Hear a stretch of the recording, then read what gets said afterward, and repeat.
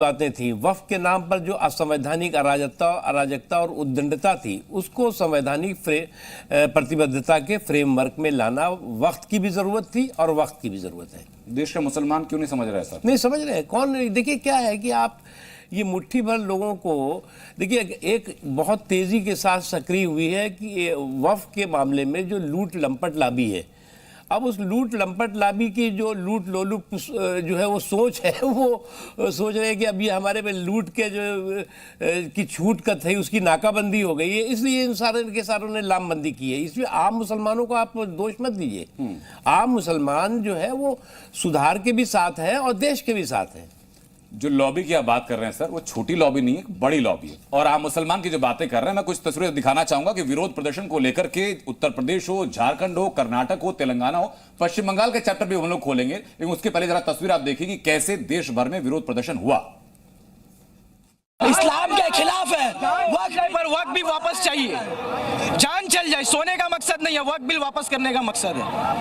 आप मेरे पर चढ़ के चल जाइए पर वक्फ बिल वापस चाहिए। देखिए जिस तरह से आप देख सकते हैं कि खाली एक जगह नहीं, यहाँ पे 5 या 6 जगह में लोग रोड पे बैठे हैं। हम आपसे बात करना चाहते हैं, आप रोड पे बैठे हैं, वक्फ बिल अमेंडमेंट बिल उसका आप विरोध कर रहे हैं। किस तरह का विरोध होगा आने वाले दिनों में और किस तरह का इसका रवैया बढ़ेगा? होगा, इससे बुरा विरोध होगा आने वाला दिन में। ये जो बिल जो पास कर रहा है मोदी, ये बिल पास नहीं होने देंगे हम लोग तो हो चुका है, लेकिन ये रिजेक्ट करना होगा उनको, ये कैंसिल करना होगा उनको। ये बिल पास नहीं होगा, हम लोग अपना जान कुर्बान कर देंगे। कुर्बान हम लोग 10 दिन अगर बैठने पड़े भूख हड़ताल करेंगे, हम भूख हड़ताल करेंगे। यहाँ पे हाजी मोहम्मद इस्लाम मेरा नाम है, हम भूख हड़ताल करेंगे। यहाँ पे हम यहाँ पे भूख हड़ताल कर देंगे। ये तस्वीरें सर कलकत्ता की तस्वीरें थी। सड़कों पर 6 से 7 हजार मुसलमान थे। ये लॉबी का हिस्सा हैं क्या? देखिए मैं एक बात बताऊं आपको, ये 10-20 जो लोग हैं, मैं इनको किसी ना तो राष्ट्रद्रोही मानता हूं, ना तो इनको हम आतंकवादी मानते हैं। ये शुद्ध रूप से कुछ जो वेस्टेड इंटरेस्ट हैं, जो निहित स्वार्थी तत्व हैं, जिन्हें हमने कहा ना कि लूट की लंपट लाबी वाले लोग, ये लूट की लंपट लाबी वाले लोग जो है, जो लूट पर छूट का लीगल लाइसेंस चाहते हैं, उन्होंने कुछ गुमराह करके कुछ लोगों को किया है। ये पूरे के पूरे देश के मुसलमानों की तस्वीर नहीं है। एक चीज, दूसरी चीज, ये पहली बार हो रहा है कि आप जो है वो एक हमारे ऐसे देश में, जो कि देश में हमारा संविधान है, हमारे देश में जो है पंथ निरपेक्षता है, आप सेकुलर कंट्री में कम्युनल जो है वो एंट्री जो है वो मतलब दिखाना चाहते हैं कि आप जो है ये कंट्री, इस मुल्क के कानून में इस मजहब की एंट्री होनी चाहिए, इस मजहब की नो एंट्री होनी चाहिए। देश को भी बताना चाहता हूँ और जज साहब आपको भी बताना चाहता हूँ कि एक भी आपकी जो मस्जिद है वो नहीं असुरक्षित होगी, एक भी आपके जो है मदरसे जो लीगल है वो भी असुरक्षित होंगे, एक भी आपकी दरगाहें, एक भी आपकी जो है वो और धार्मिक कब्रिस्तानें, जो धार्मिक स्थल है वो असुरक्षित नहीं है, बल्कि उसकी सुरक्षा होगी, उसका संरक्षण होगा और उसका सशक्तिकरण भी होगा। नंबर 1। नंबर 2, देखिए आज सवाल उठता है, मैं अभी भी सुन रहा था कि साहब हमसे पूछ के आपने बनाया था। 1955 में पंडित जवाहरलाल नेहरू ने रातों रात एक कानून बनाया, और वो कानून क्या बनाया कि उन्होंने जो है वो 800 पुरानी दरगाह अजमेर शरीफ को उस वक्त की कांग्रेस सरकार के अंतर्गत लाए वो, और रातों रात पार्लियामेंट में एक एक्ट बनाया, उसका नाम रखा कि दरगाह एक्ट। और आज भी दरगाह की सारी प्रशासनिक व्यवस्था, वित्तीय व्यवस्था और उसकी जो वक्फ से संबंधित हजारों एकड़ की जमीनें हैं वो केंद्र सरकार के अंतर्गत आती है। अब उसके अलावा 1958 में क्या किया? 1958 में जो लोग ये बात करते हैं कि हम आ भी भरते हैं तो हो जाते हैं बदनाम, वो कत्ल भी करते हैं तो चर्चा नहीं होती, तो इसलिए जो है 1958 में 251 फिरोज बख्श साहब बैठे हुए पढ़े लिखे व्यक्ति जानते हैं, 251 बड़ी, मैं छोटी मोटी बात नहीं कर रहा हूं, जो है वो धार्मिक स्थलों को, जिसमें कि मज़ारें भी थी, जिसमें कि मकबरे भी थे, तमाम थे, उसको एएसआई के अंतर्गत, आर्कियोलॉजिकल सर्वे के अंतर्गत जो है वो यही नेहरू जी लेकर आए थे। तब मुझे बताइए जरा कि वक्फ कानून को लेकर के साहब सामने बैठ के कहते हैं कि भाई ना मस्जिद छिनने वाली है, ना आपके शमशान छिनने वाले हैं, ना कब्रिस्तान छिनने वाले हैं, तो परेशानी किस बात की? हाँ त्यागी जी, देखिए मुख्तार साहब के नाम के मायने चयनित यानी कि चुने हुए। देखिए अल्लाह ने पहले इनको चुना हुआ भेजा है, और जिस तरीके से बात कर रहे थे, मैं इनके एक शेर के साथ बात करना चाहता हूँ कि तुमने चाहा ही नहीं हालात बदल सकते थे, तुमने चाहा ही नहीं हालात बदल सकते थे, मेरी आंख के आंसू आपकी आंखों से भी निकल सकते थे, तुम तो ठहरे झील में पानी की तरह, दरिया बनते तो बहुत दूर तक निकल सकते थे। देखिए मैंने इसलिए कहा क्योंकि मेरी आंख के आंसू अभी आपको दिखाई नहीं दिए, क्योंकि अभी आपने कहा लेकिन ये आंख में आंसू सर हैं क्यों? नहीं सुन तो लीजिए, अभी मुख्तार साहब ने क्या कहा कि वक्त जो कानून है वो लिया नहीं जाएगा। देखिए जबकि देश तो संविधान से वापस नहीं लिया जाएगा। हाँ, लिया तो ले तो लिया गया। नहीं सुन तो लीजिए। हाँ देखिए देश के अंदर सुप्रीम कोर्ट, अभी सुप्रीम कोर्ट के अंदर केस चल रहा है, विचाराधीन है, लेकिन इस तरीके से बड़े फक्र के साथ कहना तो कहीं ना कहीं हम लोगों को फिर सुप्रीम कोर्ट की तरफ नजर जाती है देखने के लिए कि हाँ देखिए वक्त संशोधन कानून के नियमों को, कायदों से जितनी परेशानी है, अब सारी परेशानी सामने उसी को मैं बता रहा हूँ संक्षेप में, ताकि बाकी लोग भी समझ जाए आराम से। क्योंकि सुप्रीम कोर्ट ने क्योंकि हमारी 4 पिटीशन जो है सुप्रीम कोर्ट में दाखिल हैं और 2 दिन से हम सुप्रीम कोर्ट में अंदर मौजूद थे। चीफ जस्टिस ऑफ इंडिया ने और पूरी बेंच ने इस बात के ऊपर आशंका व्यक्त करी है कि जो नया नोटिफिकेशन ना बोर्ड में होगा, सेंट्रल वक्फ काउंसिल में नहीं होगा, और वक्फ बॉय यूजर को किसी भी तरह से टच नहीं किया जाएगा। अभी ये इंतरिम रिलीफ दिया गया है। मेरा सवाल ही सिर्फ इस बात पर है कि अगर काउंसिल के अंदर 22 मेंबर होते हैं, उसमें से 12 नॉन मुस्लिम मेंबर को बिठा करके, वक्फ एक रिलीजियस एंडोमेंट है, उसके अंदर किस तरह से जो है सरकार चाहती है कि ज्यादा गैर मुस्लिम होकर के मुस्लिम्स के रिलीजियस मैटर को देखेंगे, उसमें कैसे? आपका सवाल सिर्फ ये कि गैर मुसलमान उसमें क्यों है, इतना ही सवाल है ना सर, तो आसानी से पूछिए ना। ये बहुत एक खतरनाक सोच और बहुत गलत इसके बारे में दुष्प्रचार किया गया है।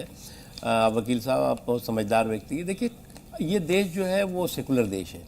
सेकुलर देश में आप कम्युनल एंट्री के आधार पर मतलब एंट्री और नो एंट्री का तय करेंगे तो ये खतरनाक सोच है। मैं एक और तस्वीर दिखाना चाहूंगा सर, जो वक्फ विरोध को लेकर के सामने आता है, वो तस्वीरें सामने आती हैं पश्चिम बंगाल से।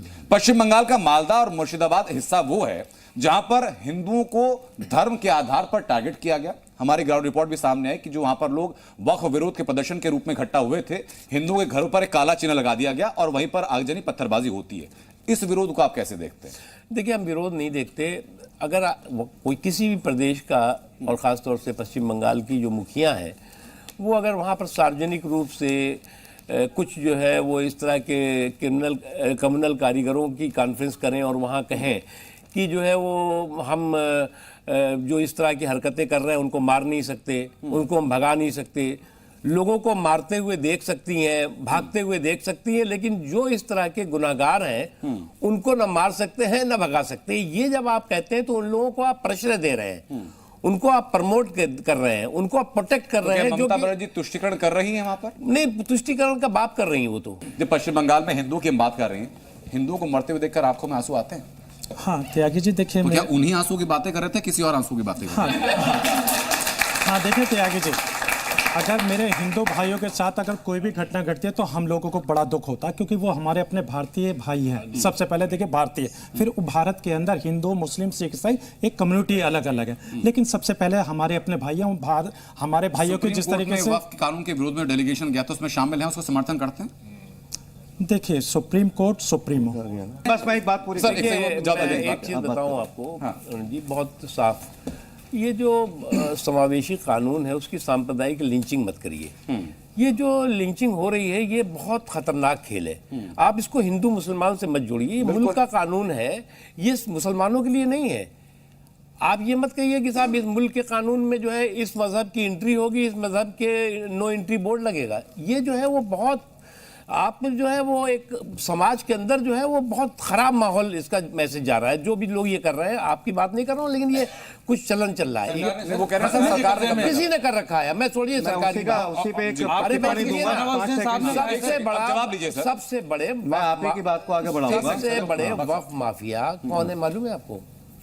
सबसे बड़े वक्फ माफिया खुद वक्फ सिस्टम का जो इस वक्त जो है वो शोर मचा रहा है ना, ये लंपट लूट वाले। और यही लंपट लूट वाले जो है वो 100% छूट का जो है वो लीगल लाइसेंस चाहते हैं।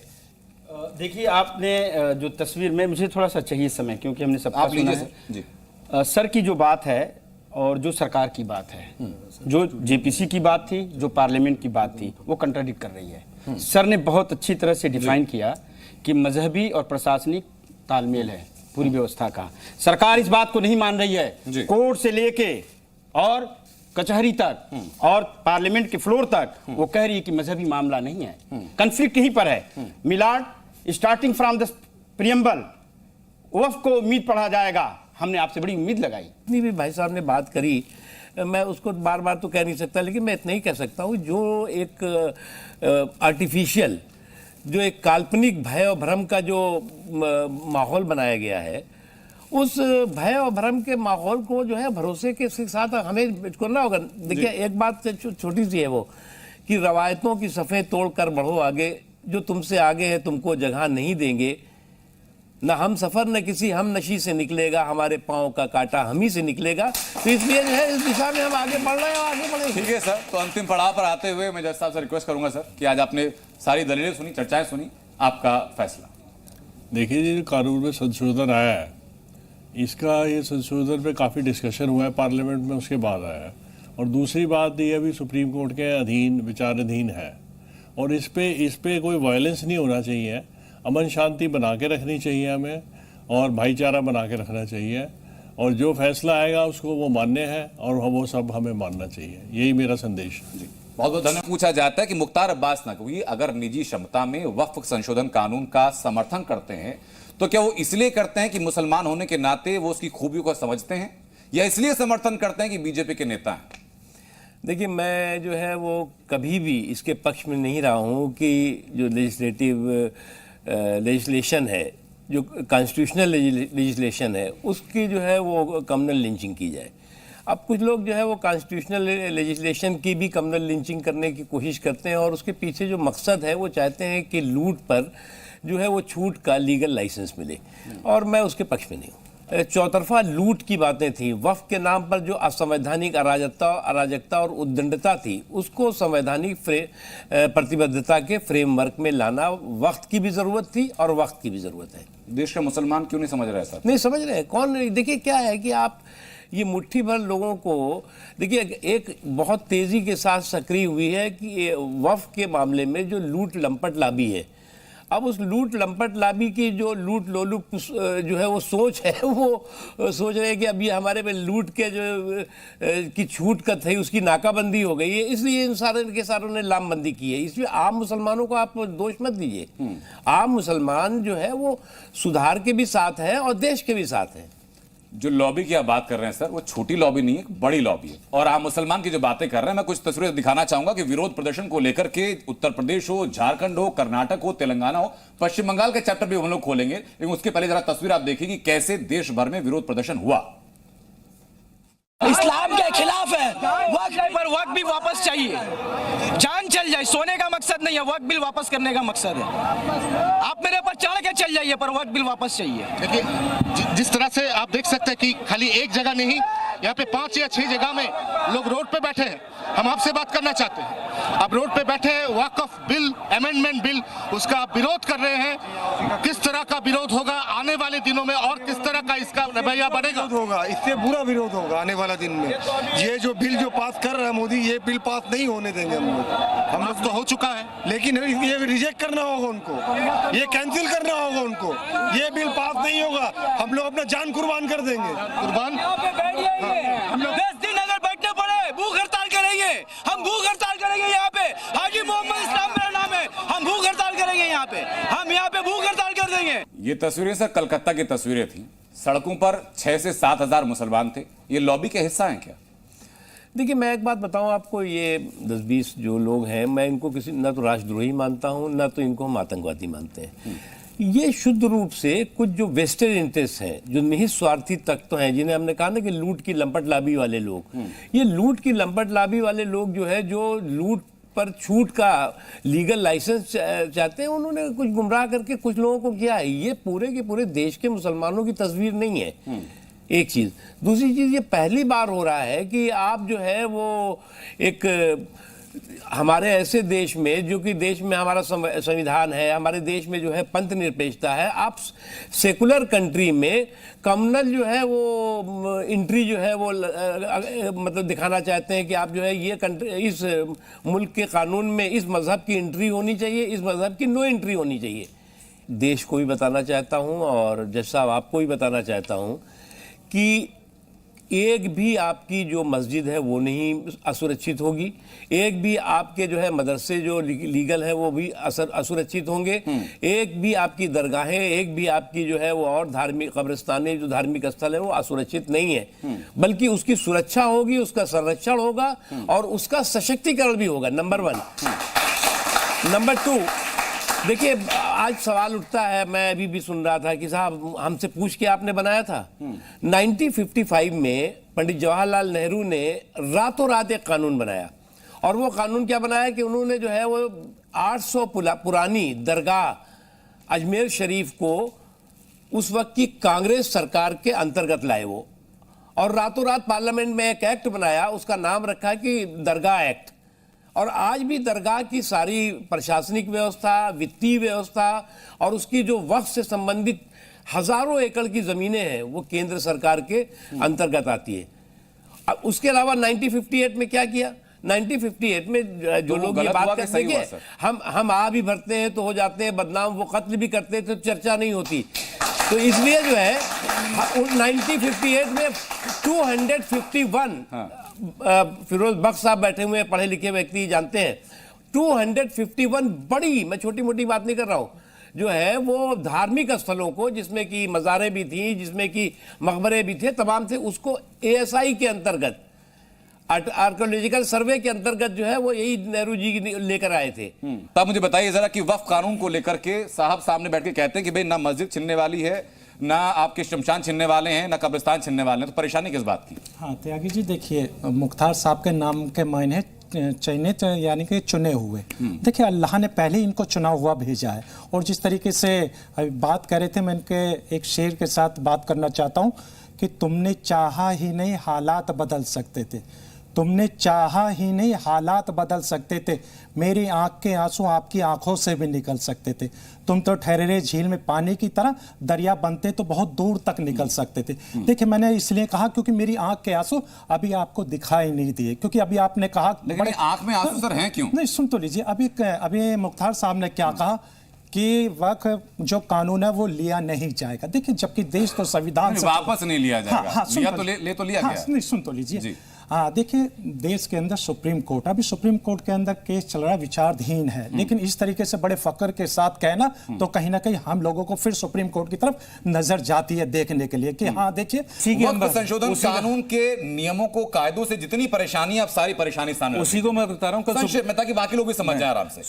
क्योंकि सुप्रीम कोर्ट ने, क्योंकि हमारी 4 पिटीशन जो है सुप्रीम कोर्ट में दाखिल हैं और 2 दिन से हम सुप्रीम कोर्ट में अंदर मौजूद थे, चीफ जस्टिस ऑफ इंडिया ने और पूरी बेंच ने इस बात के ऊपर आशंका व्यक्त करी है कि जो नया नोटिफिकेशन ना बोर्ड में होगा, सेंट्रल वक्फ काउंसिल में नहीं होगा, और वक्फ बॉय यूजर को किसी भी तरह से टच नहीं किया जाएगा। अभी ये इंटरिम रिलीफ दिया गया है। मेरा सवाल ही सिर्फ इस बात पर है कि अगर काउंसिल के अंदर 22 मेंबर होते हैं, उसमें से 12 नॉन मुस्लिम मेंबर को बिठा करके वक्फ एक रिलीजियस एंडोमेंट है, उसके अंदर किस तरह से जो है सरकार चाहती है कि ज्यादा गैर मुस्लिम होकर के मुस्लिम्स के रिलीजियस मैटर को देखेंगे, उसमें कैसे? आपका सवाल सिर्फ ये कि गैर मुस्लिमान उसमें क्यों है, कैसे नहीं सवाल है ना सर, तो आसानी से पूछिए ना। ये बहुत एक खतरनाक सोच और बहुत गलत इसके बारे में दुष्प्रचार किया गया है। वकील साहब आप बहुत समझदार व्यक्ति हैं। देखिए ये देश जो है वो सेकुलर देश है। सेकुलर देश में आप कम्युनल एंट्री के आधार पर मतलब एंट्री और नो एंट्री का तय करेंगे तो ये खतरनाक सोच है। मैं एक और तस्वीर दिखाना चाहूंगा सर, जो वक्फ विरोध को लेकर के सामने आता है, वो तस्वीरें सामने आती हैं पश्चिम बंगाल से। पश्चिम बंगाल का मालदा और मुर्शिदाबाद हिस्सा वो है जहां पर हिंदुओं को धर्म के आधार पर टारगेट किया गया। हमारी ग्राउंड रिपोर्ट भी सामने है कि जो वहां पर लोग वक्फ विरोध के प्रदर्शन के रूप में इकट्ठा हुए थे, हिंदुओं के घरों पर एक काला चिन्ह लगा दिया गया और वहीं पर आगजनी पत्थरबाजी होती है। इस विरोध को आप कैसे देखते हैं? देखिए हम विरोध नहीं देखते।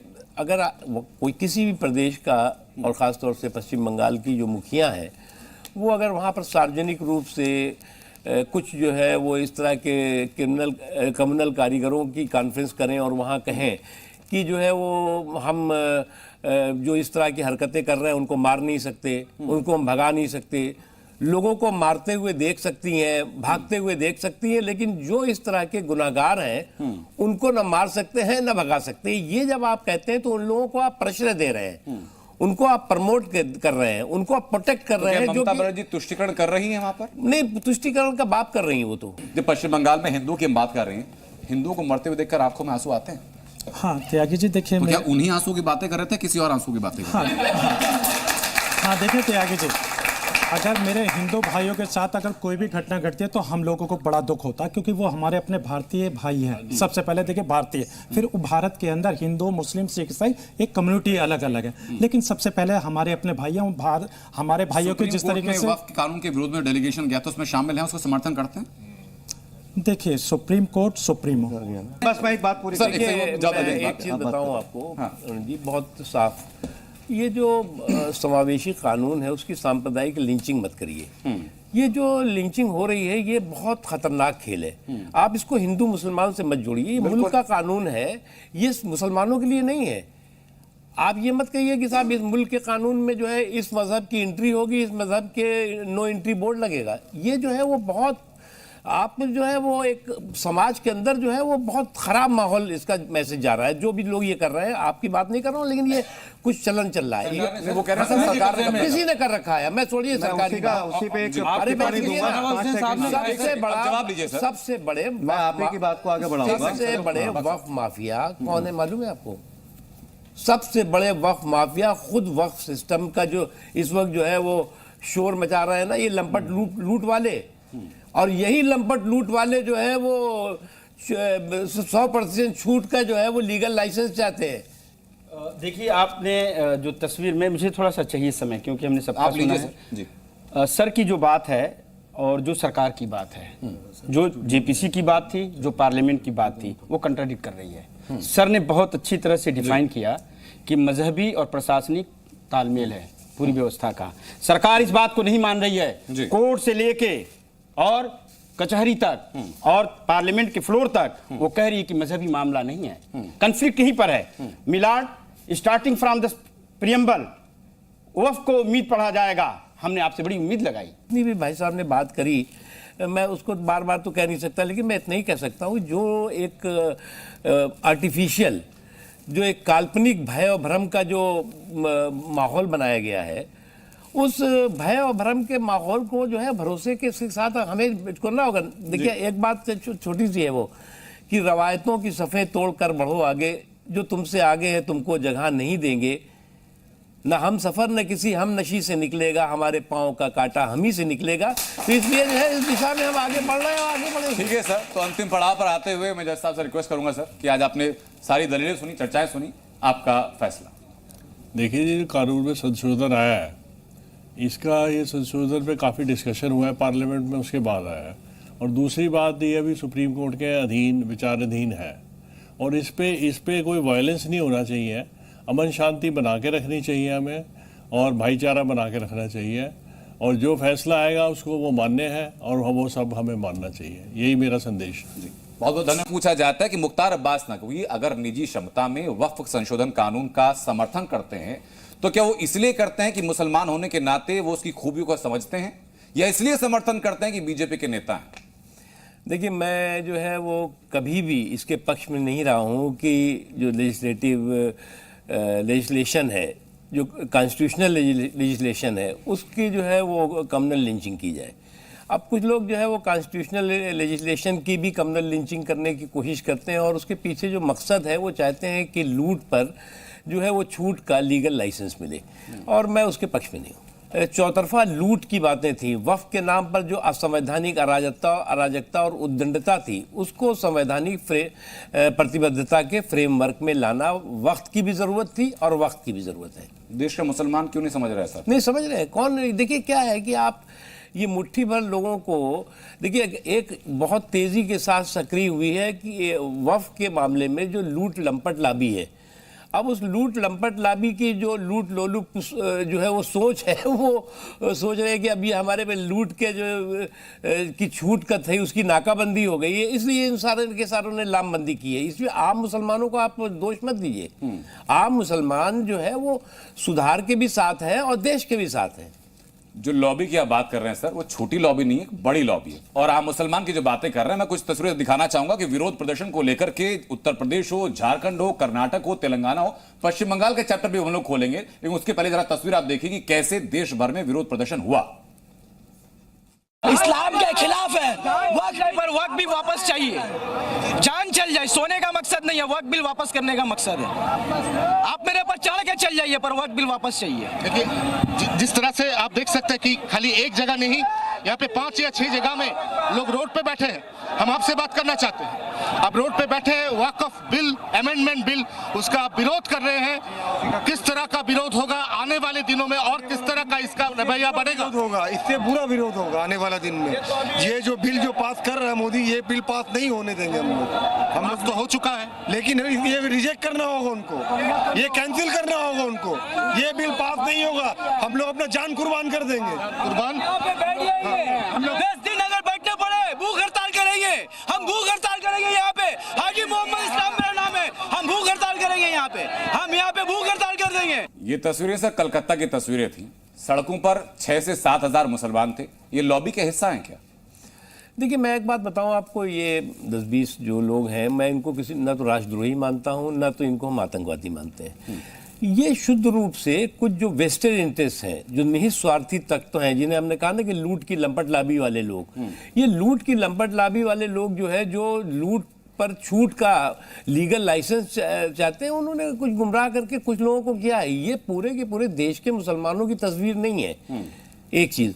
दूसरी चीज, ये पहली बार हो रहा है कि आप जो है वो एक हमारे ऐसे देश में, जो कि देश में हमारा संविधान है, हमारे देश में जो है पंथ निरपेक्षता है, आप सेकुलर कंट्री में कम्युनल जो है वो एंट्री जो है वो मतलब दिखाना चाहते हैं कि आप जो है ये कंट्री, इस मुल्क के कानून में इस मजहब की एंट्री होनी चाहिए, इस मजहब की नो एंट्री होनी चाहिए।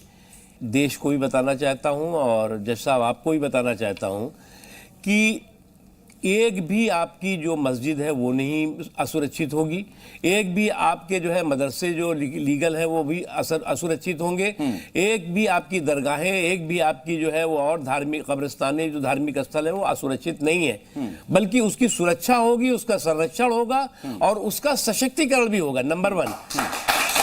नंबर 2, देखिए आज सवाल उठता है, मैं अभी भी सुन रहा था कि साहब हमसे पूछ के आपने बनाया था। 1955 में पंडित जवाहरलाल नेहरू ने रातों रात एक कानून बनाया, और वो कानून क्या बनाया कि उन्होंने जो है वो 800 पुरानी दरगाह अजमेर शरीफ को उस वक्त की कांग्रेस सरकार के अंतर्गत लाए वो, और रातों रात पार्लियामेंट में एक एक्ट बनाया, उसका नाम रखा कि दरगाह एक्ट। और आज भी दरगाह की सारी प्रशासनिक व्यवस्था, वित्तीय व्यवस्था और उसकी जो वक्फ से संबंधित हजारों एकड़ की जमीनें हैं वो केंद्र सरकार के अंतर्गत आती है। अब उसके अलावा 1958 में क्या किया?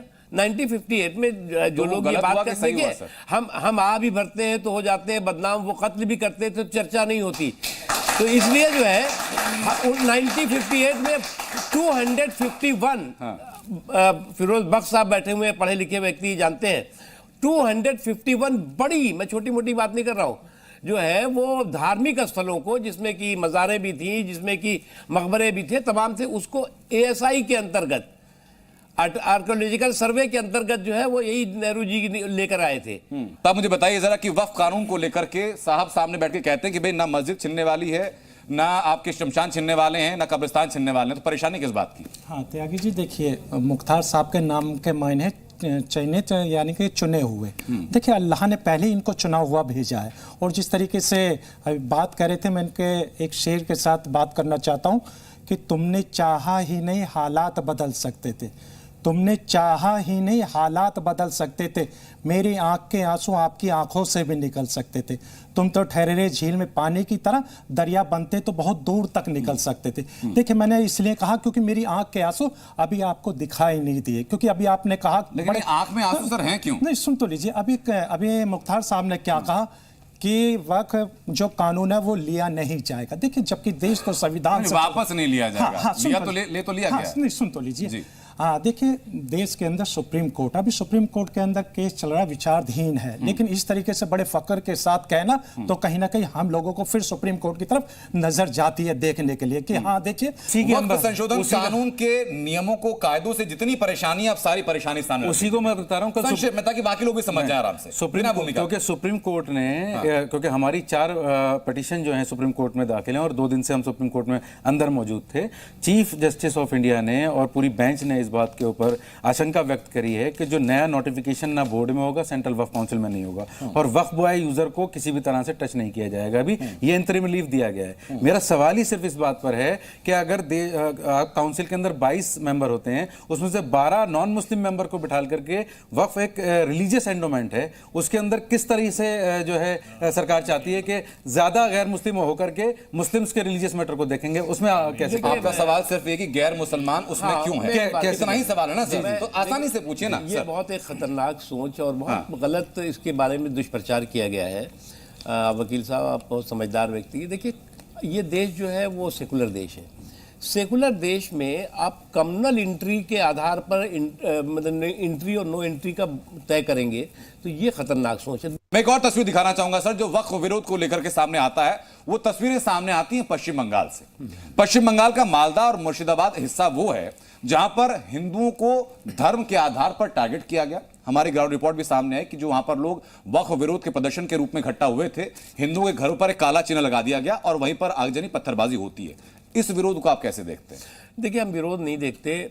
अगर कोई किसी भी प्रदेश का, और ख़ासतौर से पश्चिम बंगाल की जो मुखिया हैं, वो अगर वहाँ पर सार्वजनिक रूप से कुछ जो है वो इस तरह के कम्युनल कारीगरों की कॉन्फ्रेंस करें और वहाँ कहें कि जो है वो हम जो इस तरह की हरकतें कर रहे हैं उनको मार नहीं सकते, उनको हम भगा नहीं सकते, लोगों को मारते हुए देख सकती हैं, भागते हुए देख सकती हैं, लेकिन जो इस तरह के गुनाहगार हैं उनको न मार सकते हैं न भगा सकते हैं। ये जब आप कहते हैं तो उन लोगों को आप प्रश्रय दे रहे हैं, उनको आप प्रमोट कर रहे हैं, उनको आप प्रोटेक्ट कर रहे हैं। ममता बनर्जी तुष्टिकरण कर रही है वहां पर? नहीं, तुष्टिकरण का बात कर रही है वो। तो जब पश्चिम बंगाल में हिंदुओं की हम बात कर रहे हैं, हिंदुओं को मरते हुए देखकर आंखों में आंसू आते हैं?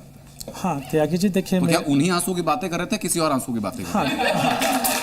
हाँ देखिए त्यागी जी, अगर मेरे हिंदू भाइयों के साथ अगर कोई भी घटना घटती है तो हम लोगों को बड़ा दुख होता है, क्योंकि वो हमारे अपने भारतीय भाई हैं। सबसे पहले देखिए भारतीय, फिर भारत के अंदर हिंदू, मुस्लिम, सिख, ईसाई एक कम्युनिटी अलग अलग है, लेकिन सबसे पहले हमारे अपने भाई हैं। हमारे भाइयों के जिस तरीके से वक्फ कानून के विरोध में डेलीगेशन गया तो उसमें शामिल हैं, उसको समर्थन करते हैं? देखिए, सुप्रीम कोर्ट सुप्रीम हो। बस मैं एक बात पूरी सर, एक चीज बताऊं आपको जी, बहुत साफ, ये जो समावेशी कानून है उसकी सांप्रदायिक लिंचिंग मत करिए। ये जो लिंचिंग हो रही है ये बहुत खतरनाक खेल है। आप इसको हिंदू मुसलमान से मत जोड़िए। ये मुल्क का कानून है, ये मुसलमानों के लिए नहीं है। आप ये मत कहिए कि साहब इस मुल्क के कानून में जो है इस मजहब की एंट्री होगी, इस मजहब के नो एंट्री बोर्ड लगेगा। ये जो है वो बहुत, आप जो है वो एक समाज के अंदर जो है वो बहुत खराब माहौल, इसका मैसेज जा रहा है। जो भी लोग ये कर रहे हैं, आपकी बात नहीं कर रहा हूँ, लेकिन ये कुछ चलन चल रहा है। वो कह रहे हैं सरकार ने किसी ने कर रखा है, मैं छोड़िए सरकार की बात। उसी पे एक अरे टिप्पणी दूंगा। सबसे बड़ा, जवाब लीजिए सर। सबसे बड़े, मैं आप ही की बात को आगे बढ़ाऊंगा। सबसे बड़े वक्फ माफिया कौन है मालूम है आपको? सबसे बड़े वक्फ माफिया खुद वक्फ सिस्टम का जो इस वक्त जो है वो शोर मचा रहे हैं ना, ये लंपट लूट वाले। और यही लंपट लूट वाले जो है वो 100% छूट का जो है वो लीगल लाइसेंस चाहते हैं। देखिए, आपने जो तस्वीर में, मुझे थोड़ा सा चाहिए समय, क्योंकि हमने सबका सुना है। सर की जो बात है और जो सरकार की बात है, जो जेपीसी की बात थी, जो पार्लियामेंट की बात थी, वो कंट्राडिक्ट कर रही है। सर ने बहुत अच्छी तरह से डिफाइन किया कि मजहबी और प्रशासनिक तालमेल है पूरी व्यवस्था का। सरकार इस बात को नहीं मान रही है। कोर्ट से लेके और कचहरी तक और पार्लियामेंट के फ्लोर तक वो कह रही है कि मजहबी मामला नहीं है, कन्फ्लिक्ट यहीं पर है। Maillard, starting from the preamble, वक्फ को उम्मीद पढ़ा जाएगा। हमने आपसे बड़ी उम्मीद लगाई। इतनी भी भाई साहब ने बात करी, मैं उसको बार बार तो कह नहीं सकता, लेकिन मैं इतना ही कह सकता हूँ, जो एक आर्टिफिशियल, जो एक काल्पनिक भय और भ्रम का जो माहौल बनाया गया है, उस भय और भ्रम के माहौल को जो है भरोसे के साथ हमें करना होगा। देखिए, एक बात छोटी सी है वो कि रवायतों की सफ़े तोड़ कर बढ़ो आगे, जो तुमसे आगे है तुमको जगह नहीं देंगे। न हम सफ़र न किसी हम नशी से निकलेगा, हमारे पाँव का कांटा हम ही से निकलेगा। तो इसलिए जो है इस दिशा में हम आगे बढ़ रहे हैं और आगे बढ़ेंगे। ठीक है सर, तो अंतिम पड़ाव पर आते हुए मैं जज साहब से रिक्वेस्ट करूंगा सर कि आज आपने सारी दलीलें सुनी, चर्चाएं सुनी, आपका फैसला। देखिए, जो कानून में संशोधन आया है, इसका ये संशोधन पे काफ़ी डिस्कशन हुआ है पार्लियामेंट में, उसके बाद आया है। और दूसरी बात ये अभी सुप्रीम कोर्ट के अधीन, विचाराधीन है, और इस पे कोई वायलेंस नहीं होना चाहिए। अमन शांति बना के रखनी चाहिए हमें और भाईचारा बना के रखना चाहिए, और जो फैसला आएगा उसको वो मान्य है और वो सब हमें मानना चाहिए। यही मेरा संदेश है। बहुत बहुत धन्यवाद। पूछा जाता है कि मुख्तार अब्बास नकवी अगर निजी क्षमता में वक्फ संशोधन कानून का समर्थन करते हैं तो क्या वो इसलिए करते हैं कि मुसलमान होने के नाते वो उसकी खूबियों को समझते हैं, या इसलिए समर्थन करते हैं कि बीजेपी के नेता हैं? देखिए, मैं जो है वो कभी भी इसके पक्ष में नहीं रहा हूँ कि जो लेजिस्लेशन है, जो कॉन्स्टिट्यूशनल लेजिस्लेशन है, उसकी जो है वो कम्युनल लिंचिंग की जाए। अब कुछ लोग जो है वो कॉन्स्टिट्यूशनल लेजिस्लेशन की भी कम्युनल लिंचिंग करने की कोशिश करते हैं, और उसके पीछे जो मकसद है वो चाहते हैं कि लूट पर जो है वो छूट का लीगल लाइसेंस मिले, और मैं उसके पक्ष में नहीं हूँ। चौतरफा लूट की बातें थी, वक्फ के नाम पर जो असंवैधानिक अराजकता और उद्दंडता थी, उसको संवैधानिक प्रतिबद्धता के फ्रेमवर्क में लाना वक्त की भी जरूरत थी और वक्त की भी जरूरत है। देश के मुसलमान क्यों नहीं समझ रहे सर? नहीं समझ रहे, कौन? देखिए क्या है कि आप ये मुट्ठी भर लोगों को देखिए, एक बहुत तेजी के साथ सक्रिय हुई है कि वक्फ के मामले में जो लूट लंपट लाबी है, अब उस लूट लंपट लाबी की जो लूट लोलू जो है वो सोच है, वो सोच रहे हैं कि अब ये हमारे पे लूट के जो की छूट का थी उसकी नाकाबंदी हो गई है, इसलिए इन सारों ने लामबंदी की है। इसलिए आम मुसलमानों को आप दोष मत दीजिए। आम मुसलमान जो है वो सुधार के भी साथ है और देश के भी साथ है। जो लॉबी की आप बात कर रहे हैं सर, वो छोटी लॉबी नहीं है, एक बड़ी लॉबी है। और आम मुसलमान की जो बातें कर रहे हैं, मैं कुछ तस्वीरें दिखाना चाहूंगा कि विरोध प्रदर्शन को लेकर के उत्तर प्रदेश हो, झारखंड हो, कर्नाटक हो, तेलंगाना हो, पश्चिम बंगाल का चैप्टर भी हम लोग खोलेंगे, लेकिन उसके पहले जरा तस्वीर आप देखिए कि कैसे देश भर में विरोध प्रदर्शन हुआ। इस्लाम के खिलाफ है, वक्फ पर वक्फ भी वापस चाहिए, जान चल जाए, सोने का मकसद नहीं है, वक्फ बिल वापस करने का मकसद है। आप मेरे पर चढ़ के चल जाइए पर वक्फ बिल वापस चाहिए। देखिए जिस तरह से आप देख सकते हैं कि खाली एक जगह नहीं, यहाँ पे 5 या 6 जगह में लोग रोड पे बैठे हैं। हम आपसे बात करना चाहते हैं, आप रोड पे बैठे हैं, वक्फ बिल अमेंडमेंट बिल उसका आप विरोध कर रहे हैं। किस तरह का विरोध होगा आने वाले दिनों में और किस तरह का इसका रवैया बढ़ेगा? होगा, इससे बुरा विरोध होगा आने वाला दिन में। ये जो बिल जो पास कर रहा है मोदी, ये बिल पास नहीं होने देंगे हम लोग तो हो चुका है, लेकिन ये रिजेक्ट करना होगा उनको, ये कैंसिल करना होगा उनको। ये बिल पास नहीं होगा, हम लोग अपना जान कुर्बान कर देंगे। कुर्बान हम लोग 10 दिन अगर बैठने पड़े भूख हड़ताल करेंगे, हम भूख हड़ताल करेंगे यहाँ पे। हाजी मोहम्मद इस्लाम मेरा नाम है, हम भूख हड़ताल करेंगे यहाँ पे, हम यहाँ पे भूख हड़ताल कर देंगे। ये तस्वीरें सर कलकत्ता की तस्वीरें थी। सड़कों पर 6 से 7 हजार मुसलमान थे। ये लॉबी के हिस्सा हैं क्या? देखिए, मैं एक बात बताऊं आपको, ये 10-20 जो लोग हैं, मैं इनको किसी ना तो राष्ट्रद्रोही मानता हूं, ना तो इनको हम आतंकवादी मानते हैं। ये शुद्ध रूप से कुछ जो वेस्टेड इंटरेस्ट हैं, जो निहित स्वार्थी तत्व हैं, जिन्हें हमने कहा ना कि लूट की लंपट लाबी वाले लोग, ये लूट की लंपट लाबी वाले लोग जो है, जो लूट पर छूट का लीगल लाइसेंस चाहते हैं, उन्होंने कुछ गुमराह करके कुछ लोगों को किया है। ये पूरे के पूरे देश के मुसलमानों की तस्वीर नहीं है। एक चीज, दूसरी चीज, ये पहली बार हो रहा है कि आप जो है वो एक हमारे ऐसे देश में, जो कि देश में हमारा संविधान है, हमारे देश में जो है पंथ निरपेक्षता है, आप सेकुलर कंट्री में कम्युनल जो है वो एंट्री जो है वो मतलब दिखाना चाहते हैं कि आप जो है ये कंट्री, इस मुल्क के कानून में इस मजहब की एंट्री होनी चाहिए, इस मजहब की नो एंट्री होनी चाहिए। देश को भी बताना चाहता हूँ और जज साहब आपको भी बताना चाहता हूँ कि एक भी आपकी जो मस्जिद है वो नहीं असुरक्षित होगी, एक भी आपके जो है मदरसे जो लीगल है वो भी असुरक्षित होंगे, एक भी आपकी दरगाहें, एक भी आपकी जो है वो और धार्मिक कब्रिस्तानें जो धार्मिक स्थल है वो असुरक्षित नहीं है, बल्कि उसकी सुरक्षा होगी, उसका संरक्षण होगा और उसका सशक्तिकरण भी होगा। नंबर 1। नंबर 2, देखिए आज सवाल उठता है, मैं अभी भी सुन रहा था कि साहब हमसे पूछ के आपने बनाया था। 1955 में पंडित जवाहरलाल नेहरू ने रातों रात एक कानून बनाया, और वो कानून क्या बनाया कि उन्होंने जो है वो 800 पुरानी दरगाह अजमेर शरीफ को उस वक्त की कांग्रेस सरकार के अंतर्गत लाए वो, और रातों रात पार्लियामेंट में एक एक्ट बनाया, उसका नाम रखा कि दरगाह एक्ट। और आज भी दरगाह की सारी प्रशासनिक व्यवस्था, वित्तीय व्यवस्था और उसकी जो वक्फ से संबंधित हजारों एकड़ की जमीनें हैं वो केंद्र सरकार के अंतर्गत आती है। अब उसके अलावा 1958 में क्या किया? 1958 में जो तो वो लोग ये गलत बात हुआ कि करते सही हुआ, हैं सर? हम आ भी भरते हैं तो हो जाते हैं बदनाम, वो कत्ल भी करते हैं तो चर्चा नहीं होती। तो इसलिए जो है 1958 में 251 फिरोज बख्श साहब बैठे हुए हैं, पढ़े लिखे व्यक्ति जानते हैं, 251 बड़ी, मैं छोटी मोटी बात नहीं कर रहा हूं, जो है वो धार्मिक स्थलों को, जिसमें कि मज़ारें भी थी, जिसमें कि मकबरे भी थे, तमाम थे, उसको एएसआई के अंतर्गत, आर्कियोलॉजिकल सर्वे के अंतर्गत जो है वो यही नेहरू जी लेकर आए थे। तो आप मुझे बताइए जरा कि वक्फ कानून को लेकर के साहब सामने बैठ के कहते हैं कि भाई ना मस्जिद छिनने वाली है, ना आपके शमशान छिनने वाले हैं, ना कब्रिस्तान छिनने वाले हैं, तो परेशानी किस बात की? हाँ त्यागी जी, देखिए मुख्तार साहब के नाम के मायने चयनित यानी कि चुने हुए। देखिए अल्लाह ने पहले इनको चुना हुआ भेजा है, और जिस तरीके से अभी बात कर रहे थे, मैं इनके एक शेर के साथ बात करना चाहता हूँ कि तुमने चाहा ही नहीं हालात बदल सकते थे, तुमने चाहा ही नहीं हालात बदल सकते थे, मेरी आंख के आंसू आपकी आंखों से भी निकल सकते थे, तुम तो ठहरे झील में पानी की तरह, दरिया बनते तो बहुत दूर तक निकल सकते थे।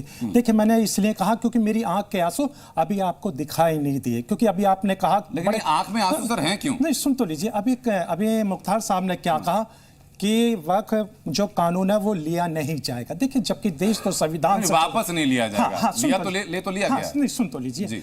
हाँ देखिए देश के अंदर सुप्रीम कोर्ट, अभी सुप्रीम कोर्ट के अंदर केस चल रहा है, विचाराधीन है, लेकिन इस तरीके से बड़े फक्र के साथ कहना तो कहीं ना कहीं हम लोगों को फिर सुप्रीम कोर्ट की तरफ नजर जाती है देखने के लिए कि हाँ देखिए वक्फ संशोधन कानून के नियमों को, कायदों से जितनी परेशानी, अब सारी परेशानी सामने उसी को मैं बता रहा हूँ संक्षेप में, ताकि बाकी लोग भी समझ जाए आराम से। क्योंकि सुप्रीम कोर्ट ने, क्योंकि हमारी 4 पिटीशन जो है सुप्रीम कोर्ट में दाखिल हैं और 2 दिन से हम सुप्रीम कोर्ट में अंदर मौजूद थे, चीफ जस्टिस ऑफ इंडिया ने और पूरी बेंच ने इस बात के ऊपर आशंका व्यक्त करी है कि जो नया नोटिफिकेशन ना बोर्ड में होगा, सेंट्रल वक्फ काउंसिल में नहीं होगा, और वक्फ बॉय यूजर को किसी भी तरह से टच नहीं किया जाएगा। अभी ये इंटरिम रिलीफ दिया गया है। मेरा सवाल ही सिर्फ इस बात पर है कि अगर काउंसिल के अंदर 22 मेंबर होते हैं, उसमें से 12 नॉन मुस्लिम मेंबर को बिठा करके वक्फ एक रिलीजियस एंडोमेंट है, उसके अंदर किस तरह से जो है सरकार चाहती है कि ज्यादा गैर मुस्लिम होकर के मुस्लिम्स के रिलीजियस मैटर को देखेंगे, उसमें कैसे? आपका सवाल सिर्फ ये कि गैर मुस्लिम उसमें क्यों है? कैसे नहीं सवाल है ना सर, तो आसानी से पूछिए ना। ये बहुत एक खतरनाक सोच और बहुत गलत इसके बारे में दुष्प्रचार किया गया है। वकील साहब आप बहुत समझदार व्यक्ति हैं। देखिए ये देश जो है वो सेकुलर देश है। सेकुलर देश में आप कम्युनल एंट्री के आधार पर मतलब एंट्री और नो एंट्री का तय करेंगे तो ये खतरनाक सोच है। मैं एक और तस्वीर दिखाना चाहूंगा सर, जो वक्फ विरोध को लेकर के सामने आता है, वो तस्वीरें सामने आती हैं पश्चिम बंगाल से। पश्चिम बंगाल का मालदा और मुर्शिदाबाद हिस्सा वो है जहां पर हिंदुओं को धर्म के आधार पर टारगेट किया गया। हमारी ग्राउंड रिपोर्ट भी सामने है कि जो वहां पर लोग वक्फ विरोध के प्रदर्शन के रूप में इकट्ठा हुए थे, हिंदुओं के घरों पर एक काला चिन्ह लगा दिया गया और वहीं पर आगजनी पत्थरबाजी होती है। इस विरोध को आप कैसे देखते हैं? देखिए हम विरोध नहीं देखते। अगर कोई किसी भी प्रदेश का और ख़ासतौर से पश्चिम बंगाल की जो मुखिया हैं वो अगर वहाँ पर सार्वजनिक रूप से कुछ जो है वो इस तरह के कम्युनल कारीगरों की कॉन्फ्रेंस करें और वहाँ कहें कि जो है वो हम जो इस तरह की हरकतें कर रहे हैं उनको मार नहीं सकते, उनको हम भगा नहीं सकते, लोगों को मारते हुए देख सकती हैं, भागते हुए देख सकती हैं, लेकिन जो इस तरह के गुनाहगार हैं उनको न मार सकते हैं न भगा सकते हैं। ये जब आप कहते हैं तो उन लोगों को आप प्रश्रय दे रहे हैं, उनको आप प्रमोट कर रहे हैं, उनको आप प्रोटेक्ट कर रहे हैं। जो ममता बनर्जी तुष्टिकरण कर रही है वहां पर? नहीं, तुष्टिकरण का बाप कर रही है वो तो। जब पश्चिम बंगाल में हिंदुओं की हम बात कर रहे हैं, हिंदुओं को मरते हुए देखकर आंखों में आंसू आते हैं? हाँ त्यागी जी देखिए, तो क्या उन्हीं आंसू की बातें कर रहे थे, किसी और आंसू की बातें कर रहे थे? हाँ देखिए त्यागी जी